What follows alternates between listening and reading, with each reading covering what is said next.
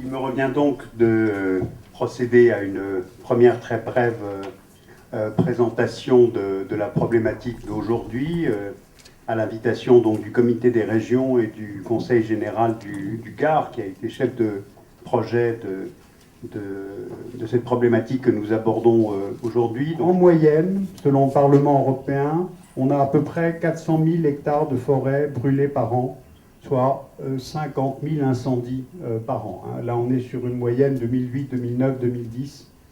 Les États membres les plus touchés, Espagne, France, Grèce, Italie, Portugal. Les incendies sont un des problèmes fondamentaux et je crois que c'est très important la coopération, donc celle à travers les Interreg avec des projets européens, pour s'entraider. Donc, qu'est-ce qu'un programme Interreg? Comme son acronyme l'indique, c'est interrégional. Donc, c'est une politique mise en œuvre grâce au Fonds européen de développement régional, le FEDER, qui apporte donc des cofinancements à des projets pour coopérer sur des thématiques spécifiques sur une zone de coopération préalablement définie. Je pense qu'il faut profiter du projet Interreg pour établir une coopération structurée qui permette à tout le monde de profiter des expériences, mais aussi des instruments des autres. Vous avez bien vu qu'il y a un foisonnement de projets européens, de différents cadres. Donc c'était important de cette journée, il y en a eu d'autres, c'était important de se connaître et de se reconnaître. C'est exceptionnel effectivement d'avoir un événement à Bruxelles de la part d'un projet. Je pense que le comité des régions, avec ses moyens, avec ses missions, peut sûrement être un outil intéressant pour continuer à nous réunir, à la fois de manière physique, mais aussi avec une plateforme de collaboration. Nous sommes un peu la maison des pouvoirs locaux d'Europe. Ici, dans ce palais, on a tout le temps des initiatives de différentes régions et villes d'Europe pour les aider à se faire connaître à Bruxelles et en même temps pour nous, pour connaître ce qui est fait au niveau local et régional et donc pouvoir le répercuter sur les autres collectivités européennes. Et il est composé de 350 membres qui sont des élus tous, soit au niveau régional, soit au niveau local. Et il est censé donner ses avis sur toutes les questions qui concernent les politiques européennes qui ont trait aux collectivités locales. Mais c'est évident que régions et collectivités locales sont de fait ceux qui appliquent les politiques européennes, qui utilisent les fonds, qui doivent réaliser concrètement sur le terrain ce que l'Europe veut faire. Donc le programme sud-ouest européen, comme son nom l'indique, s'étale sur la péninsule ibérique, à savoir toute l'Espagne, tout le Portugal continental, Gibraltar pour le Royaume-Uni et 6 régions du sud-ouest français, à savoir Aquitaine, Languedoc-Roussillon, Midi-Pyrénées, Auvergne, Limousin et Poitou-Charentes. Et donc notre avis devient de plus en plus important et nous sommes aussi un lieu où on fait une sorte de collection des bonnes pratiques et donc on met à disposition de toutes les collectivités d'Europe les bons résultats de leurs confrères dans les différentes parties du continent. Les projets donc développent leurs activités et beaucoup d'entre eux déjà approuvés dans le cadre du premier appel à projet, comme le projet Piro Sud-Ouest, arrivent au terme de leur exécution qui est environ entre 24 et 36 mois. Et donc c'est pour ça qu'aujourd'hui nous sommes là pour voir les résultats du projet et de la coopération. Il nous a semblé légitime de ne pas nous limiter à une restitution purement administrative, un dossier envoyé pour conclure notre programme, mais d'initier un véritable débat entre les acteurs, avec l'ensemble des partenaires, sur les enjeux forestiers et la prévention des incendies. Nous l'avons dit, l'objectif c'est d'échanger, d'apprendre. Nous sommes presque au bout de l'opération Piro Sud-Ouest et cette opération avait pour objectif de mettre en place des protocoles communs. Donc aujourd'hui, 3 protocoles sont en place.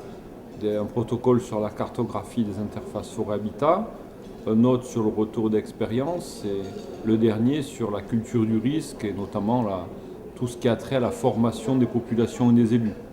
Et nous souhaitons pouvoir proposer les protocoles définitifs sur nos 3 sujets comme préconisation à l'ensemble des intervenants au-delà des partenaires du programme Pirot Sudoué que nous étions.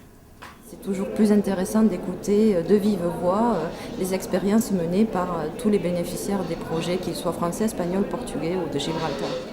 Bien sûr, nous avons dû nous confronter à un certain nombre de difficultés, et la première et pas la moindre, nous étions une somme d'acteurs impliqués à des niveaux de responsabilité très différents les uns des autres, du fait même de la différence d'organisation de nos politiques au sein même de nos États membres. Le projet en lui-même est un projet intéressant pour l'espace sud-ouest européen parce qu'il répond à une thématique, à une préoccupation importante, la prévention des risques et surtout des risques d'incendie. Donc vous l'avez également montré sur les cartes, est très préoccupante pour l'espace sud-ouest européen. Donc là, effectivement, comme nous allons vers des thématiques qui doivent être de plus en plus précisées vis-à-vis du futur, c'est intéressant de voir donc la prévention des risques au niveau des incendies, qu'est-ce que ça donne et jusqu'où pouvons-nous aller, quels sont les premiers résultats et jusqu'où pouvons-nous aller avec de futurs projets qui pourraient être mis en œuvre dans le cadre du troisième appel à projet ou au-delà de la période actuelle de programmation. Nous élargirons le débat en assistant en deuxième session à la présentation des outils et programmes européens existants sur la problématique incendie de la forêt. Bruxelles, c'était l'occasion d'élargir un petit peu notre quotidien et de se dire, bon, on travaille là-dessus, mais prenons du recul pour voir comment on peut continuer à travailler là-dessus, mais en prenant d'autres avis, et en se posant des questions plus générales, plus stratégiques sur la forêt. J'ai accepté avec beaucoup de plaisir l'invitation que m'a fait le consortium Pirot Sudoué pour participer à cette journée, dans la mesure où l'intérêt pour la problématique interface habitat-forêt était une problématique commune qui était développée dans votre projet Pirot Sudoué et dans un projet Fire Paradox dans lequel j'ai pu participer et pour lequel je poursuis encore des travaux, mais dans d'autres projets européens. Alors, venir à Bruxelles dans le cadre de programmes comme Pirot Sudoué, ça nous intéresse particulièrement, d'abord pour développer le réseau d'experts qu'on peut rencontrer, parce qu'il faut se rencontrer pour apprendre à se connaître et pour apprendre à travailler ensemble, pour développer éventuellement des synergies entre nos différents programmes, et surtout, et aussi pour promouvoir l'action que nous pouvons faire dans une région que nous partageons. C'est vraiment nécessaire que la Commission ait une belle vue d'ensemble de ce qui se passe dans les États membres, notamment dans des projets tels que Pirot Sudoué, qui est un projet interrégional. Ce n'est pas la première fois que je participe dans un tel projet. Pour me faire une bonne image de ce qui se passe dans les États membres. Et évidemment, il est d'actualité maintenant que la Commission a adopté un livre vert sur la protection des forêts et sur l'information des forêts. Donc c'est une bonne occasion pour aussi parler, discuter avec les gens les plus techniques, mais pour connaître aussi par exemple des défis ou des choses à améliorer au futur.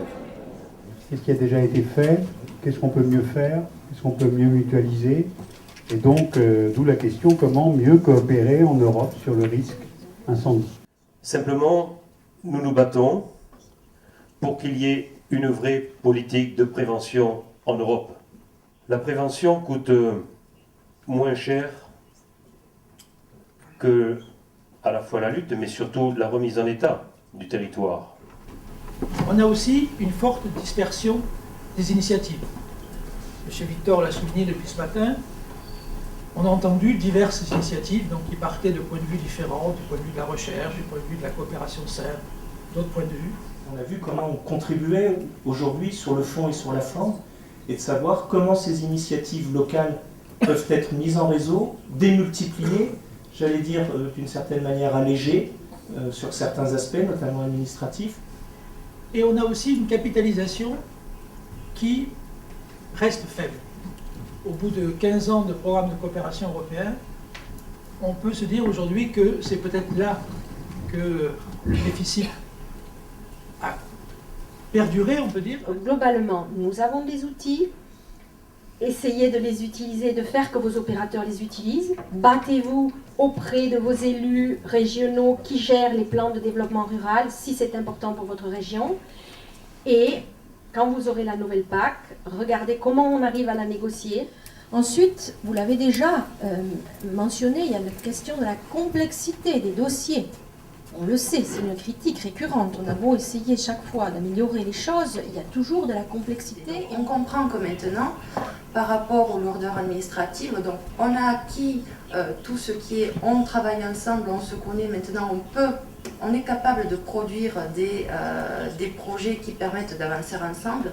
Donc maintenant on comprend tout à fait au niveau des organes de gestion que vous souhaitez avoir une certaine simplification dans la gestion administrative et financière de ces projets-là. Ce qui a un petit peu émergé des discussions de cette journée, c'est qu'il fallait que les acteurs concernés intègrent cette question des risques naturels dans des politiques peut-être un peu plus structurantes mises en œuvre par l'Union et notamment par les politiques régionales européennes. On voit la richesse de ces dynamiques qui ont été initiées, mais aussi la difficulté de coordonner ces programmes, de valoriser les résultats des uns dans les réflexions des autres. Nous allons particulièrement veiller à la production d'outils de référence qui vont, on l'espère, être utiles à toutes les régions, au-delà du périmètre sud-ouest, à toutes les régions concernées par le risque incendie. Il y a eu un échange pendant les allocations, pendant les débats, mais là, chacun a appris à connaître un peu l'autre et les territoires de l'autre, et je pense que c'est important, et tous on a dû en retirer quelque chose d'important, et je pense que des choses comme ça doit être plus ou moins renouvelé de temps en temps avec les mêmes ou avec d'autres, mais il faut que ça perdure si on veut avoir une cohérence dans notre politique forestière et de protection incendie.